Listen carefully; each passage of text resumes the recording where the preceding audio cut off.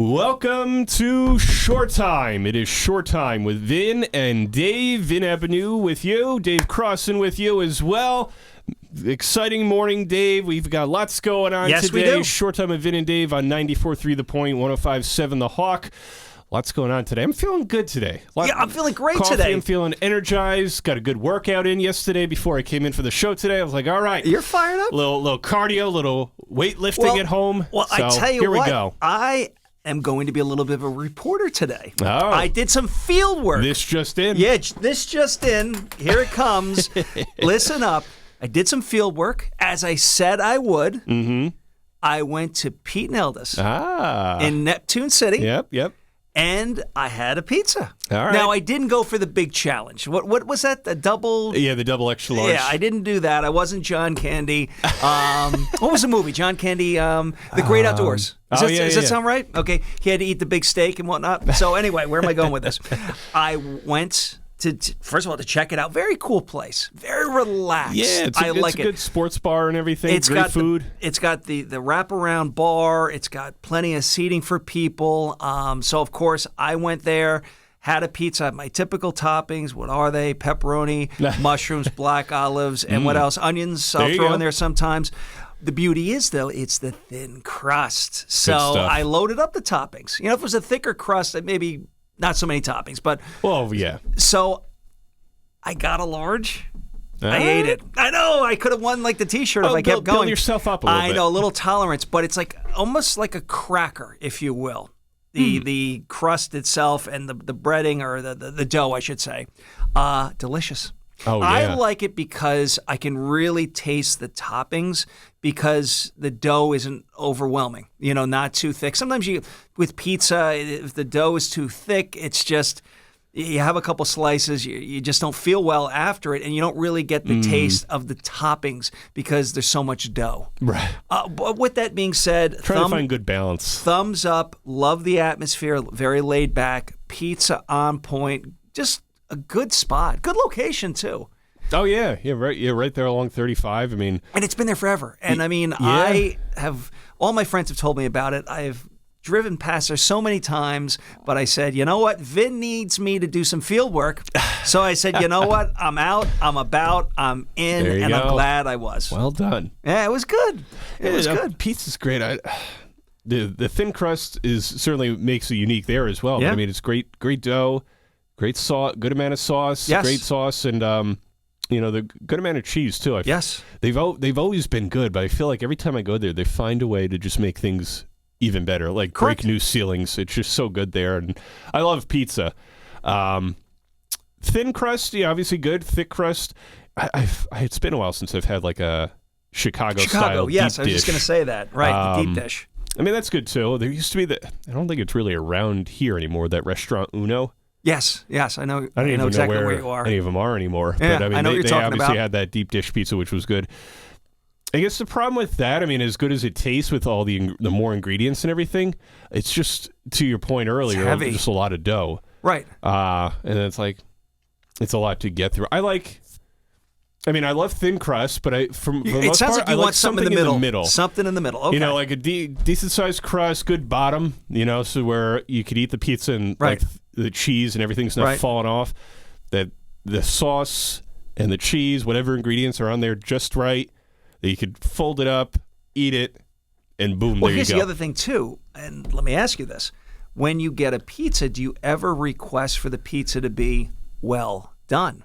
Overcooked a little bit, just a touch, because I don't want it to be undercooked and it's doughy-ish. Well, yeah. You know what I mean? Something in the middle. I mean, because I guess some places or whatever would cook it a little bit more, where some of the parts of the crust are a little more seared. Right.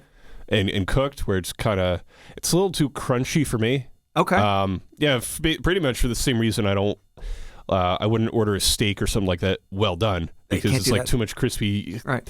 I feel like it loses some of the flavor, and you're tasting more char or fire or whatever. Right. So I like it smooth.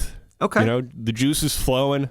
Nice and soft or doughy. In the middle, but a good crust where it's like you could bite it, but you don't feel like you don't have to go to the dentist the next day. Well, okay, so let me ask you this. So here it is. You're ordering up a pizza. Let's say you and I go out. Let's get that pizza, Vin. Yeah. And I say to you, Vin, what do you want on your pizza? The answer would be? Depends on the day. If I had to pick Tuesday. Well, if it's a Tuesday, if it's a Tuesday, usually, there's a certain amount of ingredients and toppings, but go ahead. There are lots of toppings I like. So obviously, it's got to have good cheese and sauce. If that's that's the minimum. Do you ask good crust for extra cheese though? Will you say, "Hey, can I have some extra cheese"? I usually wouldn't, because if it's a good amount of cheese, if you put the right amount of cheese on there the first time, there's no need for extra cheese. Okay. Because I like a good amount to where it covers all the sauce. But that's enough. You're not you seeing don't it. want it so it's just swimming in cheese. At some point Got it's just too much. But topping wise, if I had to have a go-to, it'd probably be like probably like a meat lover's pizza in a perfect world. Sausage, pepperoni, sausage, bacon. Oh, there you go. I always forget about the good bacon stuff on a pizza. Yeah, it's good. Okay. So meat lovers is probably the way to go if I get a cheat. Not that I have that kind of a diet, but right. if you will. But it's like, I don't know if I could sit there and eat a whole meat lover's pizza by myself. Well, that's why you bring me. Find I'll a help you out with cardiologist this. the next day. Right, okay. But yeah, it's probably the way to go. But I do love sausage on its own, pepperoni on its own as well. I think we talked about it with Mayor Wardell last week as well, but the Hawaiian pie. No. I don't understand it. Pineapple and ham. And I don't mind the ham, but what's with the pineapple? You like that, I take it. It's like that extra juicy flavor to it. I'm going to ask a stupid question. Is the pineapple, is it cooked? Like with the pizza? I mean, is it like... I could go either way, but usually, is that how it it's is? cooked. Yeah. Yeah. Like, is that good? Yeah, I mean, think about it. You've had shish kebabs, right? Well, I guess I have. Yeah. Yeah, usually put pineapples on there, tomatoes, vegetables. Okay. I've had vegetable pizzas.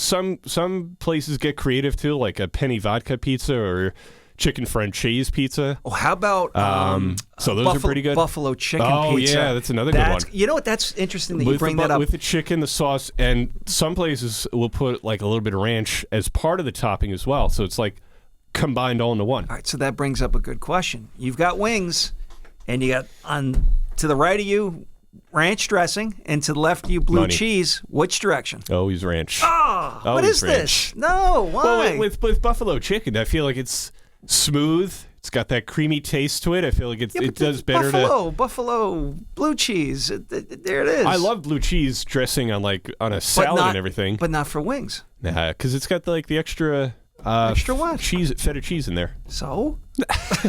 If I need to cool my mouth off, I just want that plain creaminess. I don't want the extra cheese. Well, you bring up a great point, especially when you go to different pizza places. I love when you look at all the different pizzas they have. So let's say you wanted a slice or two. You're not looking for the full pizza.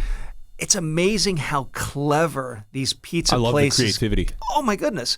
Like obviously we're talking about buffalo and we say penny vodka pizza. It's like a chicken parm. But then all of a sudden you'll go in there and there'll be, I can't think of one off the top of my head, and it'll be like, well, that's a great idea. Like, serve me up. Or how about one cheeseburger pizza?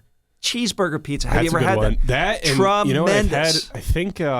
I love that we're talking about this like as early as it is. People are going to be breakfast pizza. No, people are going to be thinking, lunch, dinner. Let's go get some pizza. Have a breakfast pizza. There's nothing wrong with that.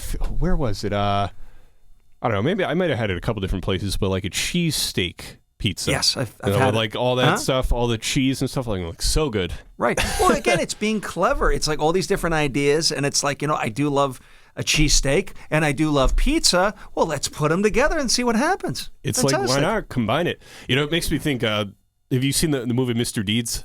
Yes. Adam Sandler and everything? It's been a while, but go ahead. Crazy eyes, Steve Buscemi in the jail. You gotta love Steve Buscemi. Well, then he takes it to like the next level. He's like, French fries and Oreos. You know me too well. There you go. Like that and peanut butter and gumballs. Oh, boy. Oh, boy. Like, right. No, crosses a line at some point. But, I mean, yeah, obviously, overall, if you have a creative thought, if you like the food, why not try a combo on a pizza? Why not? You know what? It's like, and that's what I love about these different places where they have gone many different directions. And, wait a minute. Hold the phone. Oh. I was at a party, let's say 3 weeks ago up north, and they ordered a bunch of pizzas and different things. It was a salad pizza. I know you're thinking, what? It was a salad pizza. Before. It wasn't Caesar. I want to say it was like a house salad with oil and vinegar, and it's on pizza. So you had the sauce. No cheese on it. So pizza. So you had that. You had the dough. You had the sauce, and then you had the salad on top, and then you could sprinkle cheese on it as you wish. And I think it was oil and vinegar. It was tremendous. When I first looked at it, I'm like, all right, what are we doing here? We have crossed the line here. Hold on. But it was like, you know what? I'm going in front of the slice. And then for some reason, you're like, I'm being healthy. Maybe not, but I think I am. you think you're being healthy. Kind of looks like it's healthy. But again, somebody got clever there and said, you know what? Let's combine the salad that you like and the pizza dough. We'll put a little sauce. Gaboom. And there it is, just like that. Well, you know what, Dave? It's got me thinking here. Well, two things. One, I want to go get a pizza now. I know, right? But two... If anybody delivers at this hour, please let us know. Delivery. But two, I think it'd be a great idea to get feedback from everybody out there. Yes. Short time at townsquaremedia.com. What is your favorite pizza place, your favorite pizzeria? Like to hear that. But also... what are your favorite toppings to put on a pie? If you had to have one pizza pie tonight, you're ordering pie for yourself or family or whatever, what are some things that you got to have on that pizza pie? And if you have something unique, like we're talking about, like a salad pizza or something that you're thinking, something you've whipped up I've never at home. heard of that, or you went to a place and it's like, wow, that looks interesting. Yeah. We want to hear about that. Yeah. Not only what it is, but where you got it. We'll all help share pizza ideas together. Exactly. We'll try it out, sample it out. Done. Dave, we got a great show on yes, deck we do. this morning. We've got Jeanette Roma coming in to talk about her journey through the throngs of drug addiction, her journey through the disease and finding recovery, and how she's doing so much now to help people find recovery. And then we'll hear from Kelly Conklin Sr., a retired Toms River police officer who's now got Superior Protection Professionals, an armed protection agency, and they do unarmed work as well, able to figure out or talk to him rather, on some of the services that they provide. So we got a great show on deck today. Turn up the volume all the way to 30 or 40, however high it goes Cup of in your coffee car. and a pizza slice? Why not? Hey, enjoy. And why not? Hey, if you got pizza left over from last night's dinner, put it in the microwave, have it Or with a eat cup it of cold. coffee this morning. Eat it cold. Or eat it cold. There you go. I've done that before on occasion. It's good stuff. However you eat your pizza and drink your coffee, do it now. We'll be back in a couple minutes. Short time with Vin and Dave on 94.3 The Point and 105.7 The Hawk. Hello, this is Chef David Burke on Short Time with Vin and Dave on 94.3 The Point and 105.7 The Hawk. And if you could see us, you'd know the three of us have perfect faces for radio. Let's face it, investment concepts and financial planning can be very intimidating and confusing. Shoreline Wealth Management addresses that feeling head on. Their goal is to educate you while offering financial advice without buzzwords and jargon. Shoreline includes you in the process and makes you comfortable every step of the way on your path to financial freedom. Shoreline Wealth Management is your financial anchor. Visit shorelinewealth.com for more information today. Shoreline Wealth Management, with offices in Manchester and Manahawkin. Securities offered through LPL Financial, member FINRA SIPC. Welcome back to Short Time with Vin and Dave. Vin Avenue, Dave Crossan with you. And joining us here this first hour on Sunday morning is Jeanette Roma, alcohol and drug counselor and coach, here to talk about her journey to recovery and how she's working to help others going through their battle with the disease of addiction and trying to find their road to recovery as well. So first, before we dive into the weeds, welcome to the show. Thank you so much, Vin and Dave. How are you today? Doing great. Thank you so much for being here so early in the morning. We certainly appreciate that. Yeah, do well. You know, a good cup of coffee goes a long way. You know, he does cook. He never brings any food, but he's a pretty good He's cook. got to teach me. I don't even have any time for that. Well, we'll have to. Dave and I have talked on this show about having some sort of like cooking class or something like that, where we bring in all the foods. We had Chef David Burke on a few weeks ago, so we'll have that to, was great. You know, get the whole works going on. Get him, Bobby Flay, and everybody else. We'll just advertise it as a cooking show. Whoever wants to come. I could use it, you know. I hear you on that one. Good food, good friends.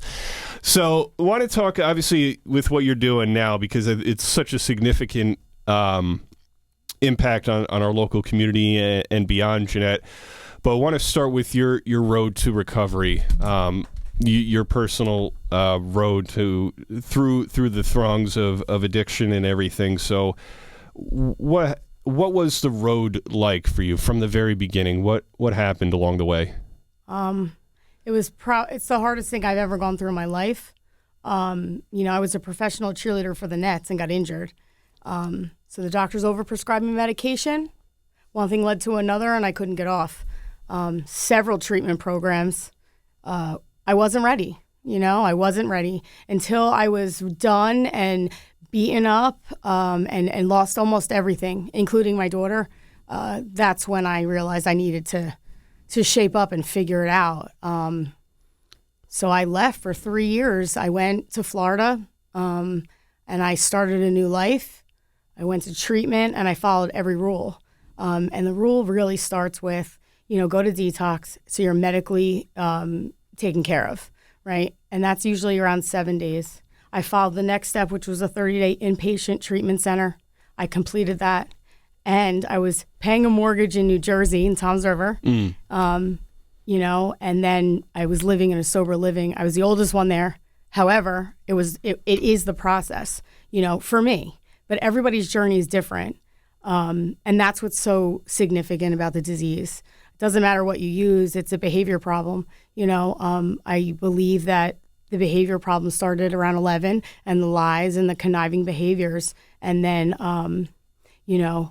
I was always an addict, I feel like. However, it didn't really hit me until, opiates and when they were prescribed. So, it was really, really difficult. I detoxed super hard and was super sick. However, I never wanted to feel like that again, and no one was taking my daughter. I was married at the time, and I had a great family. My parents, my dad, Dr. Kirker in Toms River, he's the best. He's a good man. Yeah. Poor daddy. I literally ruined him for a couple of years, and he stuck by my side. He went to Al-Anon, which is a program for families to understand the disease, and he learned why and how I became, in 6 months, a professional cheerleader to, the outside world would have called me a junkie, and I wasn't. I just had a problem and needed to fix it. So that's why I want to, help others today, because, like I said, it's a family disease. If you guys don't work together, if we don't work together as a family and friends, then it doesn't work.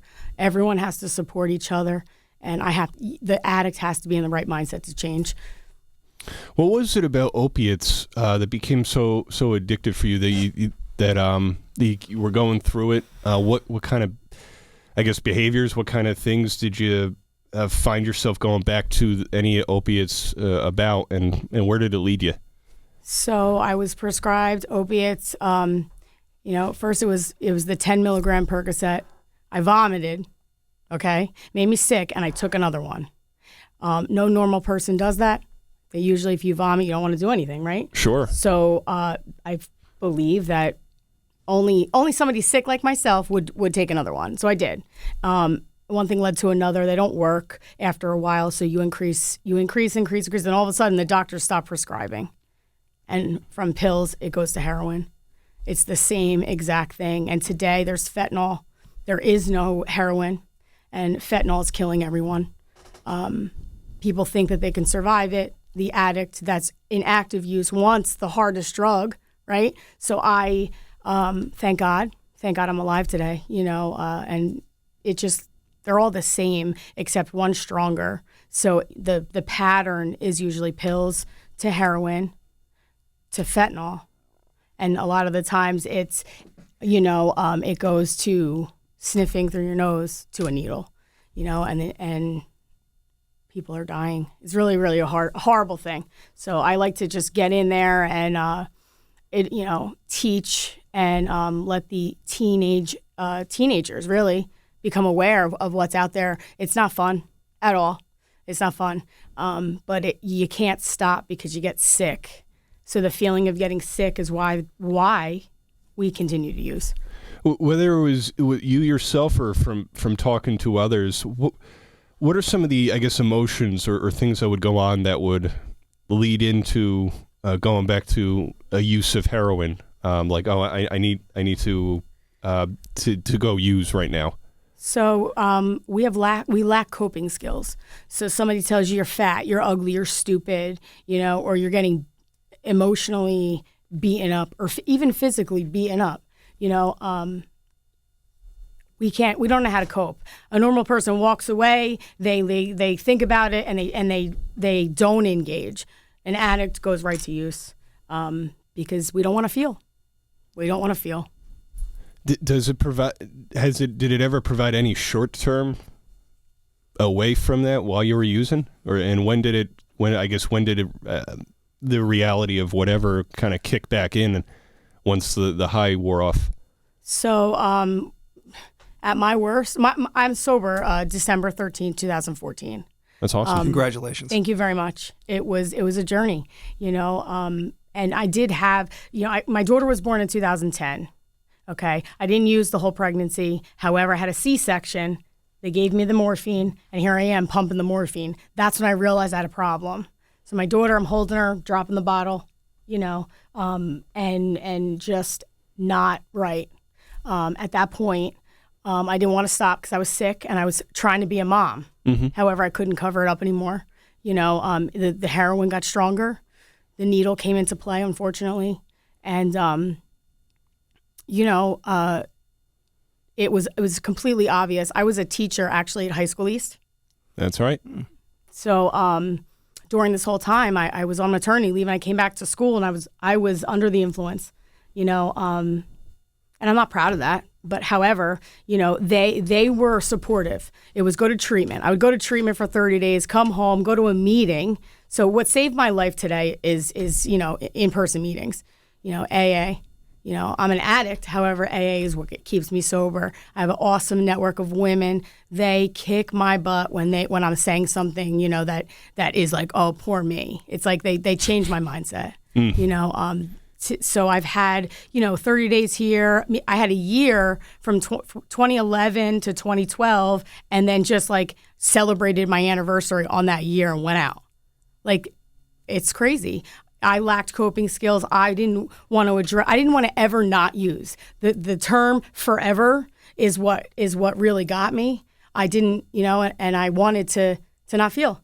That's the bottom line. However, when I was ready, I can't tell you when I was ready. I didn't have like this miracle spiritual thing, this God come into my life. I didn't have that. What I did have is I was sitting on the beach. A huge sea turtle came out of the water. Oh, wow. And it was the craziest experience. And at that point, I was like, oh, my God, something out there made this turtle come to me and lay her eggs.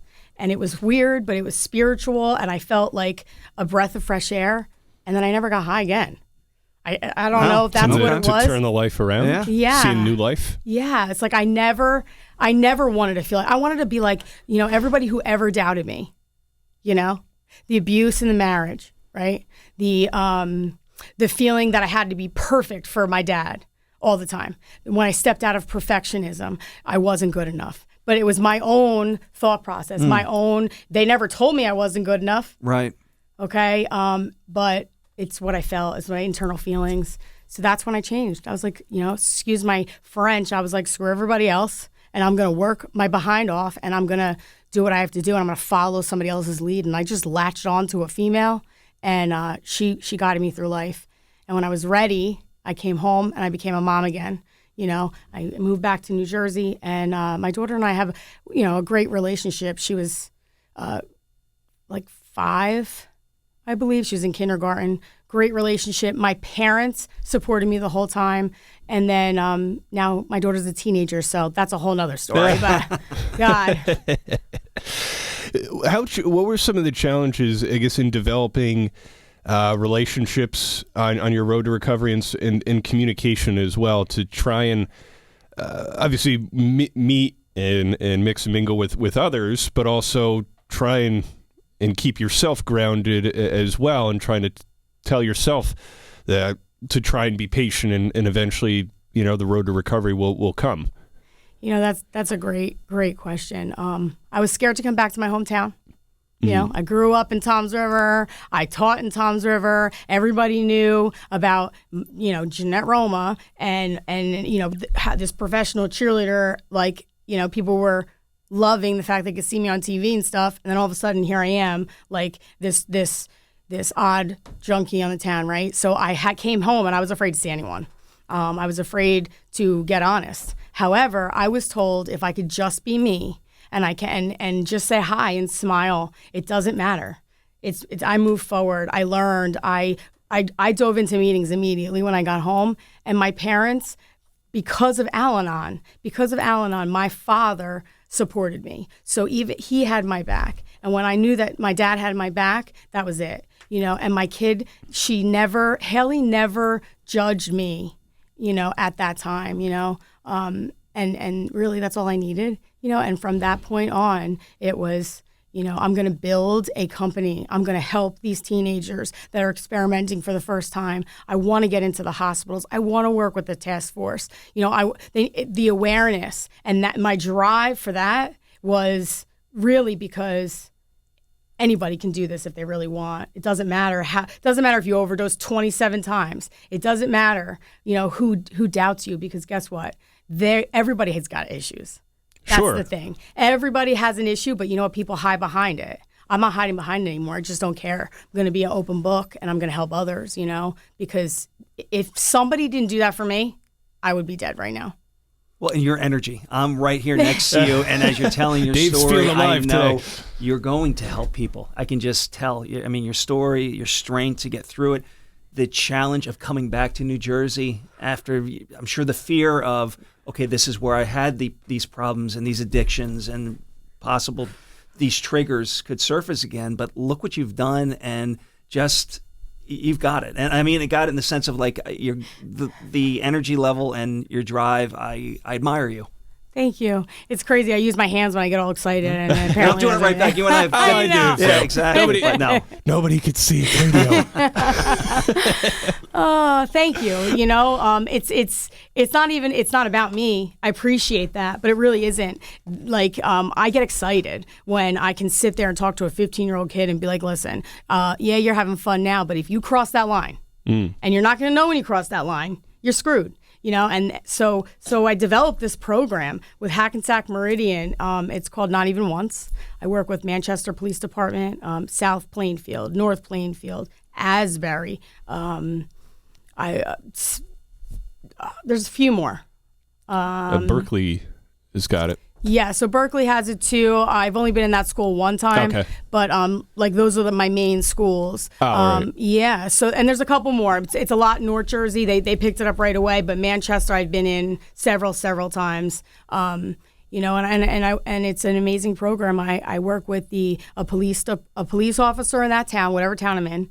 I work with a paramedic, and they come in too. And then I also try and get another addict or alcoholic in that area, right? So it's a 3-day module. We go into the schools. I prefer sophomores because sophomore year is really the toughest, going into junior year when they're hanging out with the older kids and smoking weed. Now that weed's legal. It's like, I can't tell you what, I never felt like I had an addictive personality ever until opiates came in. However, I love to party. You know what I'm saying? I was always like out and about and a million friends.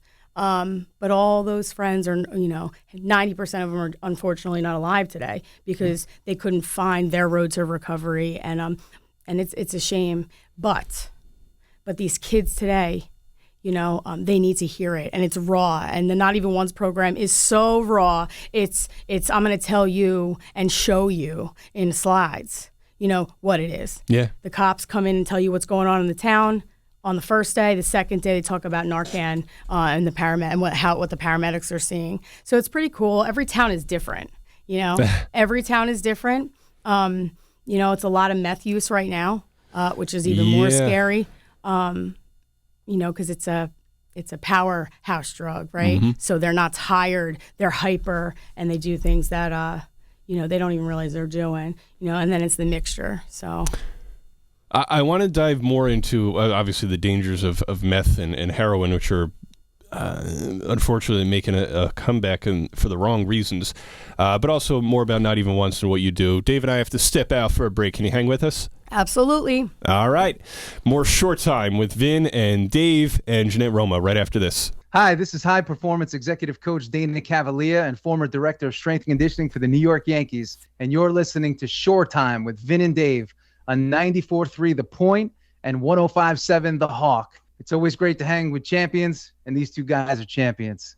Whether you're in the early stages of investing, getting ready to retire, or planning your estate, you need a financial planner who will guide you on a clear path with honesty and transparency. Shoreline Wealth Management understands that you're more than your money, and they strive to help you realize your best life as they align your finances with your goals. Best of all, Shoreline's straightforward approach will include you in the process. Shoreline Wealth Management is your financial anchor, committed to helping you weather life's storms. Visit shorelinewealth.com for more information today. Shorelinewealth.com. Securities offered through LPL Financial, member FINRA SIPC. Welcome back to Short Time with Vin and Dave. Vin Avenue, Dave Crossan with you. And with us here this hour is Jeanette Roma, alcohol and drug counselor and coach, who's been talking with us this morning so far about her journey to recovery and certainly what she's doing now.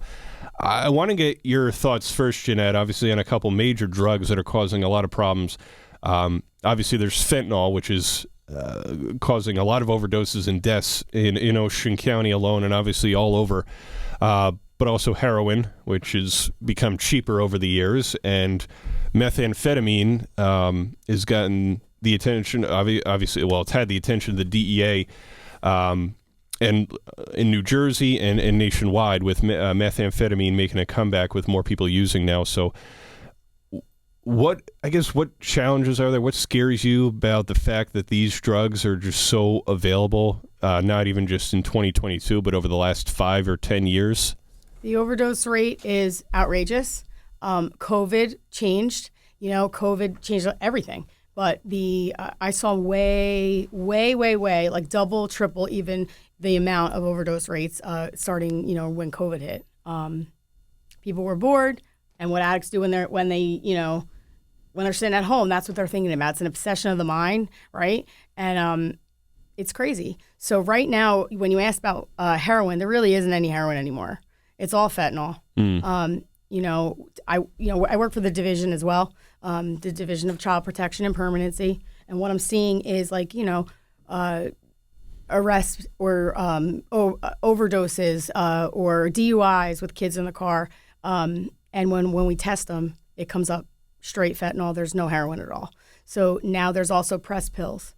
You buy an Advil off of a friend off a street. Hey, my head hurts. They give you an Advil. If it's really not from a bottle, I've seen it with heroin in it or fentanyl.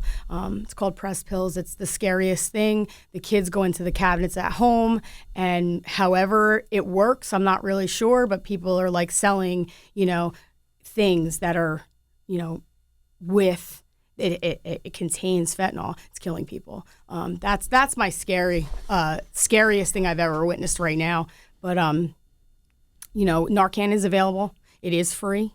If you have a family member or loved one that is using any kind of opiates, please go into any Walgreens, CVS, and just ask for it. It's a nasal spray. You put it in their nose, either side, and you have the ability to possibly save their lives. Unfortunately, what I saw lately is that the one Narcan isn't working because the fentanyl's too strong. So now they have 2 in the box. When you go and you get it, they're not just going to give you one; they're going to give you 2. They'll wake up and throw up. Then you save and that means that you did it. Otherwise, you hit them again in the nose on both sides, and hopefully, you save their life. But really, every drug is mixed with some form of fentanyl right now. There is no heroin out there. It's crazy. How much of a factor, I guess, percentage-wise or whatnot, peer pressure, influence in getting people started and getting them to continue to abuse drugs? And with especially whether it was you yourself or with who you speak with, who you meet with and counsel, is that really one of the more driving factors as to how people get in and why they continue to use? That's also a very good question. I do talk about peer pressure when I'm in the schools. Okay. Honestly, that you have that off behavior, that like alter ego. You know it from a young age. If it's not identified, then you have problems, right? So like I hung out with the people who like were trying to get in trouble. You know what I mean? But I also had friends that were straight A students, right? Because I wanted to show face and smile and appreciate and go to college. You know, and I needed my dad to approve. You know, my father was very strict. However, so I don't think it's more of a peer pressure thing. I think it's more of like, you know, it's how you grow up, the awareness, the stigma, and your choice of friends. You know, if your choice of friends, you know, want to go to Trenton for the night, you know, people get high. If your choice of friends want to study for your math test, obviously you're not gonna get high. Right. You know, so it just really depends. I'm grateful that my girlfriends from the time I was 3 still stayed in my life, but they always tell me you were always the crazy one. Yeah. You know what I mean? So I had, you know, I did have that, but I also wanted to go to, you know, hop in a car and drive up to Patterson or Trenton. Like, I don't know. It was never peer pressure on me. It was just, I had that, I want to do this and I want to go here and I want to see the world. And, you know, that was me. However, the kids today, that's why I started that program. Here, if there's peer pressure, here's how do you say no? You can't just say no. You feel weird, right? Pick up your phone. Use your phone. You know what I mean? Hey, I'm getting a phone call. Walk away from the conversation. You know, thank God. I didn't have a cell phone. I'm old, right? I got a cell phone at 17. These kids have a way out. Well, yeah. You know what I'm saying? And that's really what I preach. But stigma is the one, right?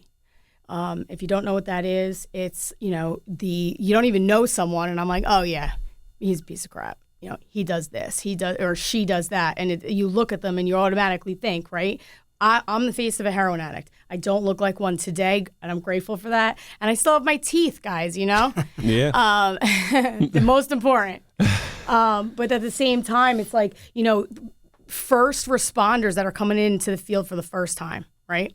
So you got a paramedic, you got a fireman, a police officer, they're 21 years old, and they think they're better than because they didn't never use drugs and don't have a background. Like the stigma, what I started, another program was 5 minutes to help, right? The first 5 minutes, if I overdosed, I'm in a spit bag and I'm strapped to all fours. That's how I go out. I want to fight everyone, and I don't even realize it's happening. However, if a first responder comes to me and I feel the warmth and the love and the fact they want to help me, then I'm not fighting. I want help, right? So it's that form of stigma, you know.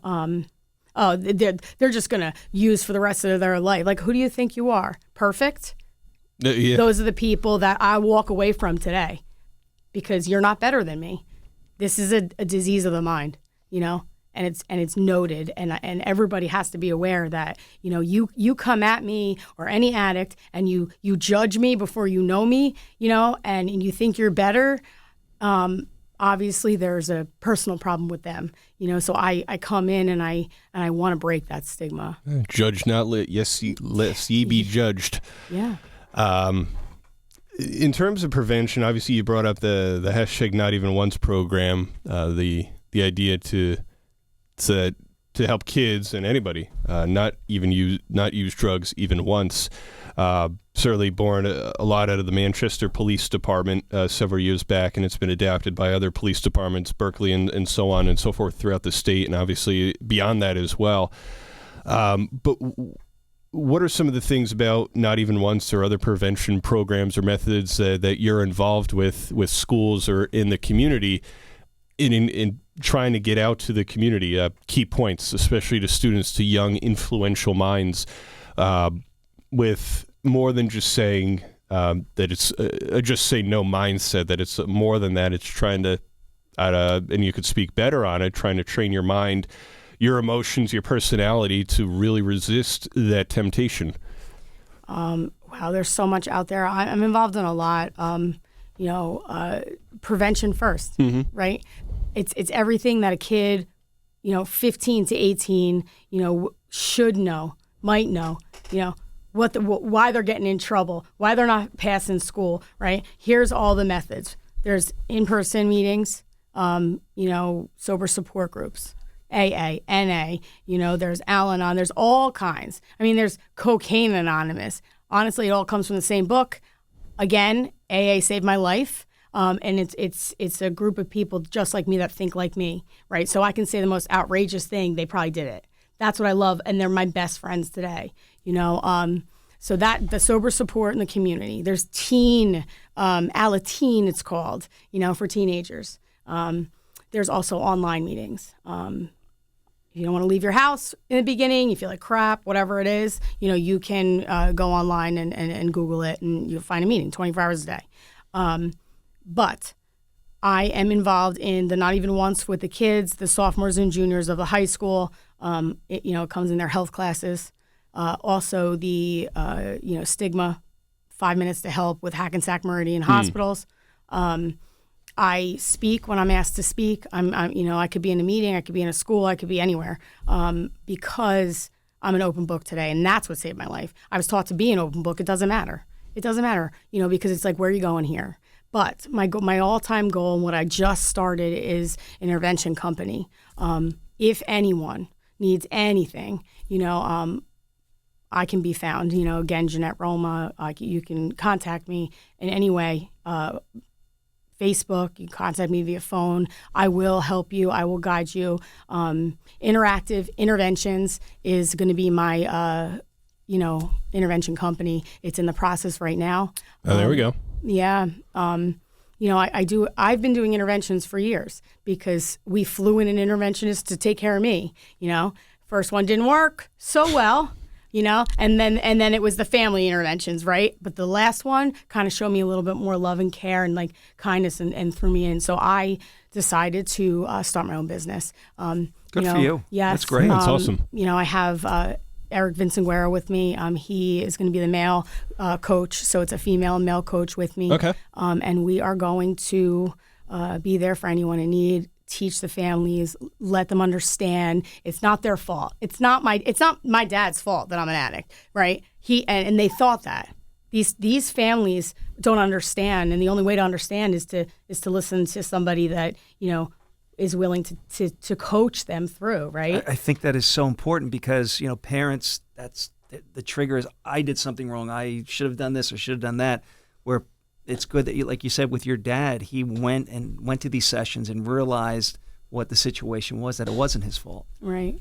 It's crazy. I have a counselor down here who I believe is the reason I am who I am today, Jack Brogan. He told me, he goes, what your problem is? I saw him for 5 minutes. You're an entitled brat with codependent, and I walked out. You're like, how do you really feel? Yes. Right. Hey, how you doing? Thanks for your time. Exactly. He was so raw to me. However, he's the only one who's ever done that. Okay. And I guarantee you, he's the reason I am who I am today because you know what? Yeah, I fired him 18 times, but I always came back. And he's the one who called my father. And now my dad understands it. And my brother changed fields.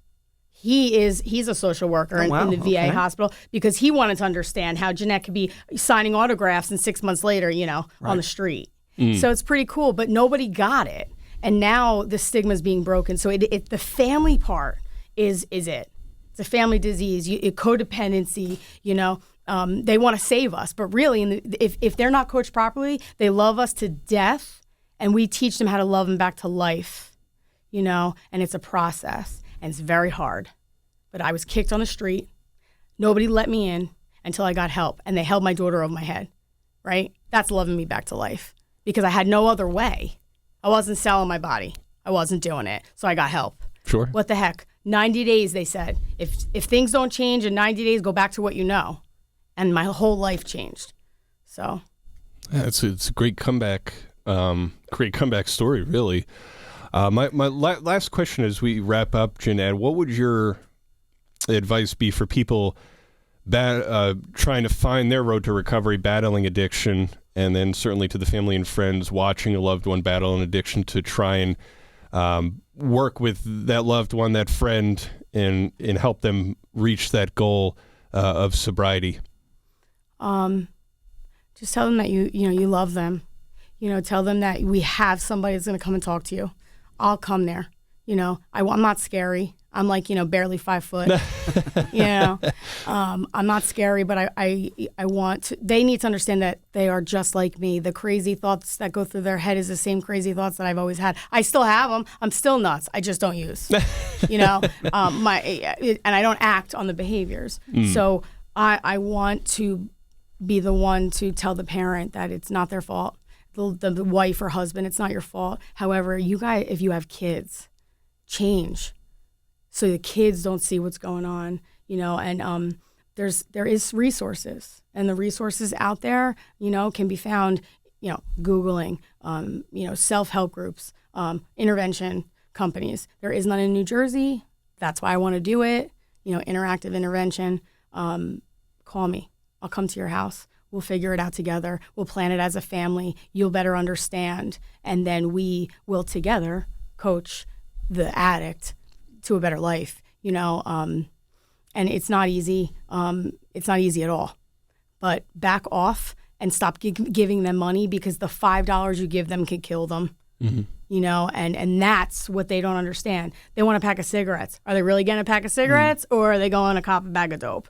Right? That one bag, that $5 could kill them, and the family, the friends, anyone. They don't get it if that's the only addict or alcoholic in their family, so call me.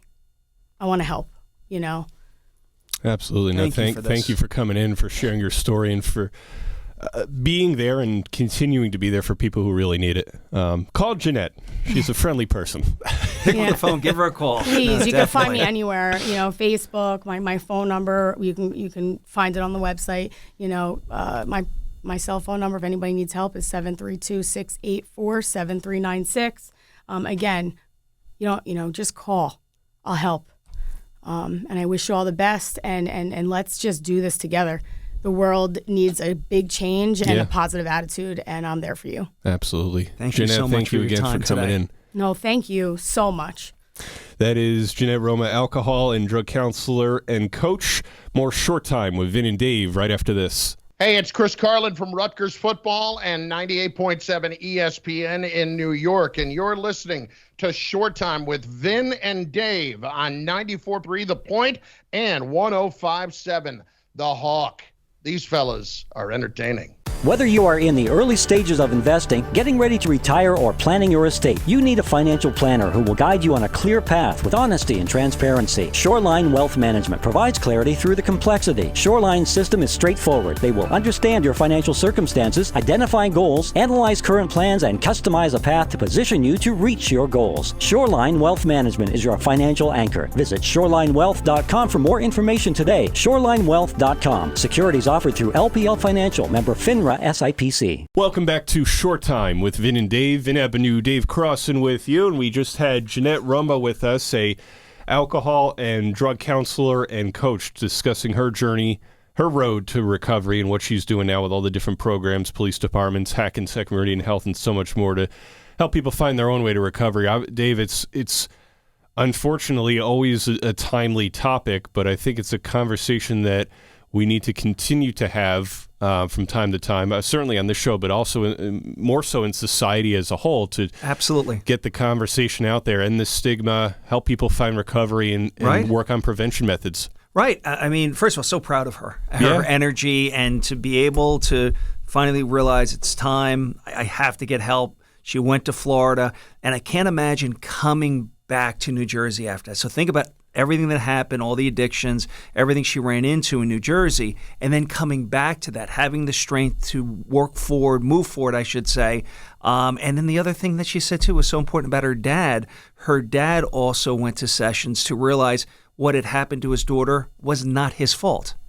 And so he could be better supportive for her when she comes back in this journey. And look at all the great work that she's doing. I mean, it's one thing to get better, recover, and move forward, but also to give back and want to help people on their journey to recovery. And what she has set up for that, that's tremendous. So proud of her. She's great. Yeah. Always has great family and everything as well. So great support system. And listen, addiction, obviously a disease on multiple fronts. So if you're out there and you need help, it's okay to ask for help. Yes, if you it see is. somebody struggling through, find the kind words, the communication to help them Correct.